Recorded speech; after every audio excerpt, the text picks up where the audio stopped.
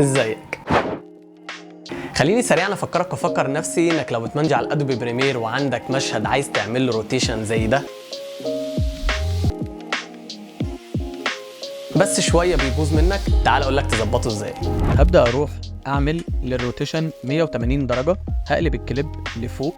بعد كده هبدأ إن أنا أعمل كي فريمز ال 180 في الأول والصفر لحد ما أنا عايز أنهي الروتيشن. هبدأ إن أنا أعمل ايزي إن وايزي أوت للكي فريمز بتاعي، بس طبعا لو بصيت على الكليب هلاقي إن في جابس وفراغات كبيرة جدا، فهضطر إن أنا أعمل سكيل للفيديو بتاعي.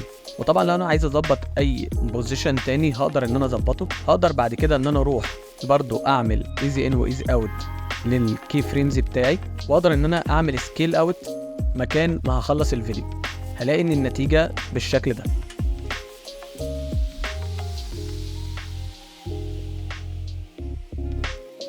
وبس كده يا معلم، انا دكتور ماريو، اشوفك الفيديو الجاي وما تنساش تجربها بنفسك. سلام.